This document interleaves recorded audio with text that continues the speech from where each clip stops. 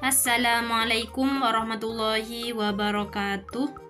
Kembali lagi di channel YouTube Aizani Daroin. Kali ini saya akan memberikan contoh soal penilaian tengah semester materi Al-Quran Hadis kelas 10 semester 1 tahun 2023.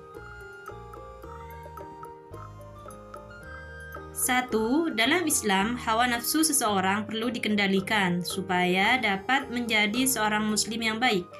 Dalam Islam sering disebut dengan A. Tazkiyatun nafas, B. Istiqomah, C. Mujahadaan nafas, D. Husnuzon, E. Ukhuwah. Jawabannya adalah C. Mujahadaan nafas. Soal nomor 2. Perhatikan potongan ayat surah Al-Anfal ayat 72 berikut. Bismillahirrahmanirrahim. Innalladzina amanu wa hajaru wa jahadu bi amwalihim wa anfusihim fi sabilillah walladzina awu wa nasaru ulaika ba'dhum awliya'u ba'd. Arti dari kata yang bergaris bawah atau dicetak tebal di atas adalah wajahadu dan wa anfusim. A. Berjihad jiwa-jiwa mereka, B. Berjihad jiwa mereka, C. Berjihad jiwanya, D. Berhijrah jiwa-jiwa mereka, E. Berhijrah jiwa mereka. Jawabannya adalah A. Berjihad jiwa-jiwa mereka. Soal nomor 3. Islam adalah agama yang dinamis. Maksudnya adalah A. Berlaku hanya untuk orang yang beriman saja, B. Berlaku hanya untuk orang Islam saja, C. Berlaku kapan saja dan di mana saja, D. Tidak dapat dirubah-ubah, E. Kebenarannya mutlak. Jawabannya adalah C. Berlaku kapan saja dan di mana saja. Soal nomor 4. Perhatikan ayat berikut ini.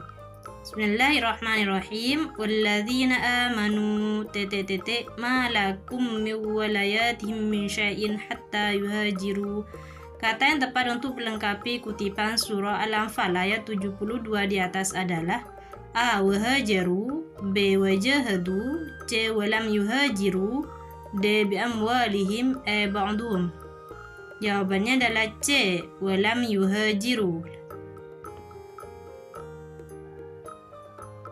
Soal nomor 5. Berikut ini pernyataan yang tepat sesuai isi dari surah Al-Furqan adalah A. Kaum muhajirin rela mengorbankan tempat tinggal dan hartanya untuk menolong kaum Ansor. B. Kaum muhajirin berhijrah dari Mekah ke Yasrib untuk kepentingan politik praktis. C. Kaum Ansor rela mengorbankan tempat tinggal dan hartanya untuk menolong kaum Ansor. D. Kaum Ansor rela mengorbankan tempat tinggalnya dan hartanya untuk menolong kaum Quraisy. E. Kaum muhajirin dan Ansor memiliki mujahadaan nafas yang tinggi demi membela Islam. Jawabannya adalah C. Kaum Ansor rela mengorbankan tempat tinggal dan hartanya untuk menolong kaum Ansor. Soal nomor 6. Perilaku pelajar Muhammadiyah berikut yang sesuai dengan sifat husnuzon adalah A. Pelajar Muhammadiyah selalu berbagi anugerah rizki kepada sesama. B. Pelajar Muhammadiyah berusaha selalu benar dalam perkataan maupun perbuatan. C. Pelajar Muhammadiyah selalu meyakini bahwa ditegakkannya aturan sekolah Muhammadiyah adalah demi kebaikan. D. Pelajar Muhammadiyah pantang menyelesaikan masalah dengan perkelahian. E. Pelajar Muhammadiyah selalu menjadi juru damai apabila ada teman yang berseteru. Jawabannya adalah C. Pelajar Muhammadiyah selalu meyakini bahwa ditegakkannya aturan sekolah adalah demi kebaikan. Soal nomor 7. Perhatikan ayat berikut ini. Bismillahirrahmanirrahim. Innamal mu'minun ikhwatun fa'aslihu baina akhwaikum wattaqullaha la'allakum.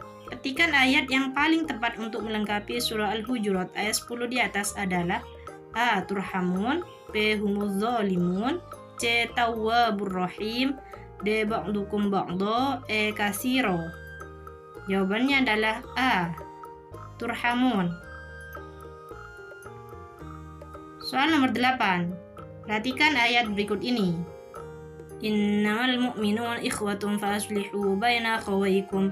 Arti kata yang tepat dari petikan ayat yang bergaris bawah di atas adalah A. Maka persatukanlah, B. Maka dekatkanlah, C. Maka damaikanlah, D. Maka cintailah, E. Maka sayangilah.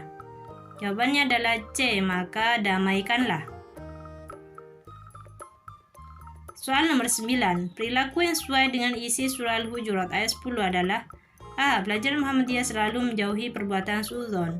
B. Pelajar Muhammadiyah selalu menjauhi perbuatan ghibah. C. Pelajar tidak mau melihat program acara gosip di TV. D. Pelajar selalu menjauhi perbuatan tajassus. E. Pelajar selalu menjadi juru damai teman yang berselisih. Jawabannya adalah E. Pelajar selalu menjadi juru damai teman yang berselisih. Soal nomor 10. Perhatikan ayat berikut ini. Bismillahirrahmanirrahim.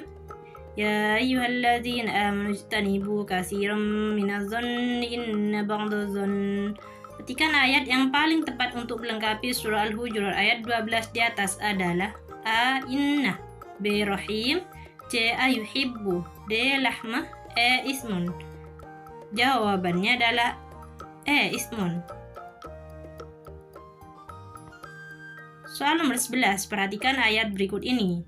Wala tajassasu wala yaghtab ba'dukum ba'dha. Arti kata yang baris bawah dari petikan ayat di atas adalah: A. Dan janganlah berburuk sangka. B. Dan janganlah mencari-cari kesalahan. C. Dan janganlah memfitnah. D. Dan janganlah menggunjing. E. Dan janganlah marah. Jawabannya adalah D. Dan janganlah menggunjing. Soal nomor 12. Perhatikan ayat berikut ini. Ayuhibbu ahadukum ay ya'kul lahma akhihi maytan fakarihtumuh. Penjelasan hukum bacaan yang paling tepat untuk lafaz yang bergaris bawah pada petikan surah Al-Hujurat ayat 12 di atas adalah: A. Huruf non sukun dibaca samar-samar dan dengung dengan huruf di depannya.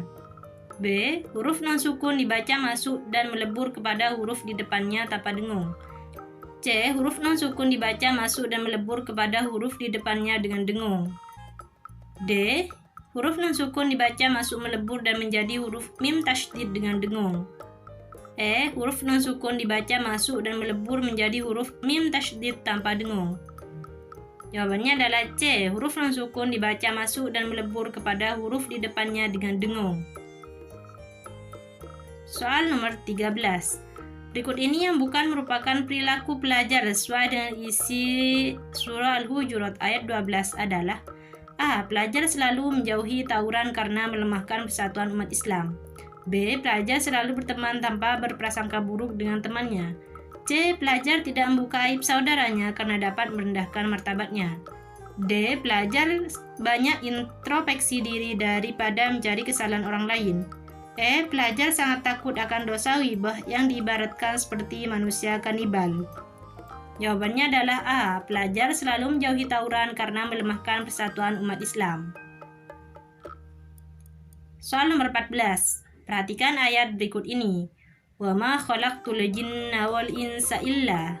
Lafaz yang tepat untuk melengkapi petikan surah Az-Zariyat ayat 56 adalah: A. Tastaghjilun. B. Muhsinin. C. Yahja'un.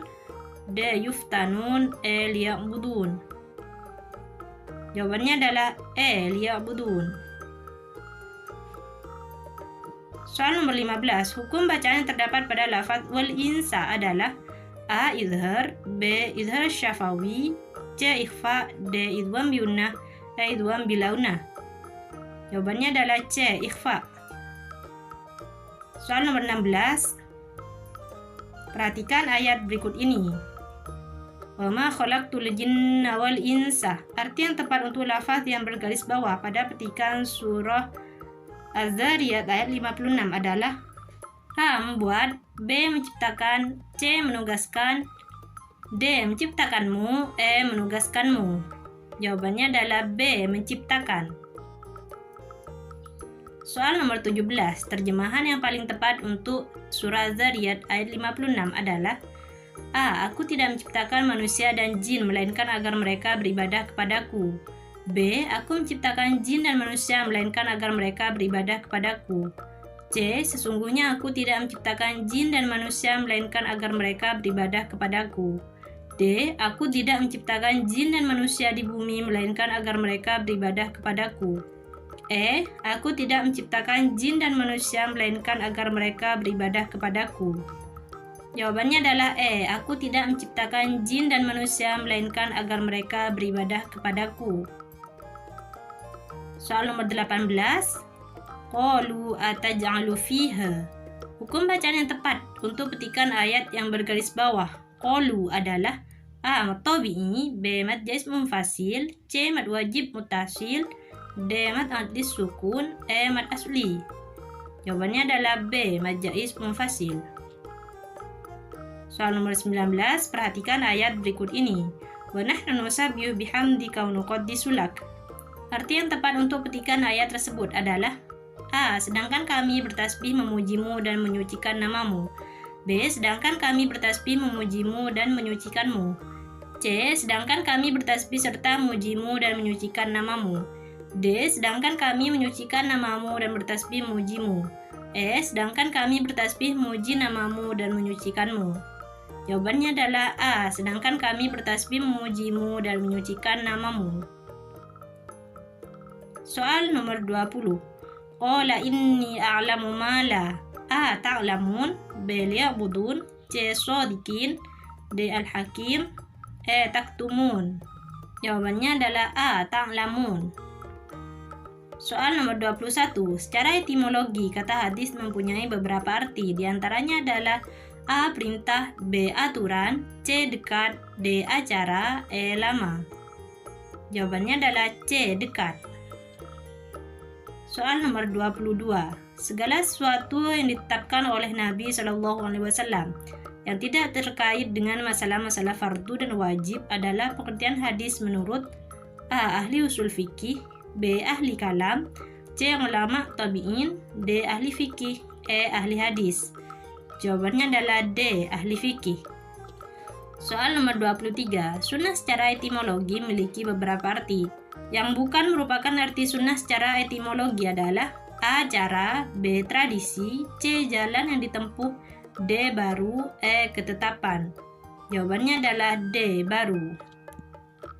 Soal nomor 24. Menurut ahli hadis bahwa perbedaan hadis dengan sunnah adalah A. Sunnah lebih luas pengertiannya dari hadis, B. Hadis dan sunnah sama saja, C. Sunnah hanya khusus pada Nabi Muhammad SAW, D. Hadis lebih kuat dari sunnah, E. Hadis bisa disandarkan pada selain Nabi Muhammad SAW. Jawabannya adalah A. Sunnah lebih luas pengertiannya dari hadis. Soal nomor 25. Kata asal secara etimologi mempunyai arti A. Doa, B. Barang bekas, C. Sesuatu yang baru, D. Debu, E. Sisa dari sesuatu. Jawabannya adalah E. Sisa dari sesuatu. Soal nomor 26. Ahli hadis mendefinisikan khabar adalah A. Suatu berita yang berasal dari ulama hadis, B. Suatu berita yang khusus dari sahabat Nabi, C. Suatu berita yang hanya mengandung hukum, D. Suatu berita yang diterima dari sahabat dan tabi'in, E. Suatu berita yang diterima dari Nabi Muhammad SAW, sahabat dan tabi'in. Jawabannya adalah E. Suatu berita yang diterima dari Nabi Muhammad SAW, sahabat dan tabi'in. Soal nomor 27. Sunnah adalah segala sesuatu yang diriwayatkan dari Nabi SAW, baik perkataan maupun perbuatan beliau, sedangkan hadis hanya khusus mengenai perbuatan beliau adalah menurut pendapat A. Ibnu Humam, B. Dr. Taufik, C. Ahli hadis, D. Ahli fikih, E. Ahli usul. Jawabannya adalah A. Ibnu Humam. Soal nomor 28. Secara garis besar, persamaan antara sunnah dan hadis adalah A. Keduanya merupakan perbuatan Nabi SAW, B. Keduanya merupakan perkataan Nabi SAW, C. Keduanya merupakan takrir Nabi SAW, D. Keduanya bersumber kepada Nabi SAW, E. Keduanya terkadang bersumber dari selain Nabi SAW. Jawabannya adalah D. Keduanya bersumber kepada Nabi SAW. Soal nomor 29. Berikut ini pernyataan yang tidak benar terkait dengan hadis, sunnah, dan khabar. Dan asar adalah A. Sunnah lebih luas daripada hadis, B. Hadis lebih luas daripada sunnah, C. Khabar selain dinisbahkan ke Nabi SAW dapat juga dinisbahkan kepada sahabat dan tabi'in, D. Khabar lebih umum daripada hadis, E. Asar lebih sering digunakan untuk sebutan bagi perkataan sahabat. Jawabannya adalah B. Hadis lebih luas daripada sunnah. Soal nomor 30. Pernyataan berikut ini yang bukan merupakan perbedaan Al-Quran dengan hadis Nabi adalah A. Al-Quran diturunkan bahasa dan maknanya dari Allah, sedang hadis dari Nabi. B. Al-Quran tidak boleh diriwayatkan maknanya saja, hadis boleh.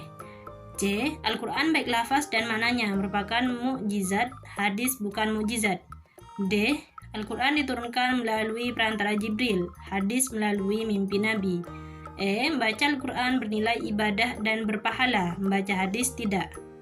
Jawabannya adalah D. Al-Quran diturunkan melalui perantara Jibril, hadis melalui mimpi Nabi. Terima kasih sudah menonton. Jangan lupa klik tombol like dan subscribe ya. Assalamualaikum warahmatullahi wabarakatuh.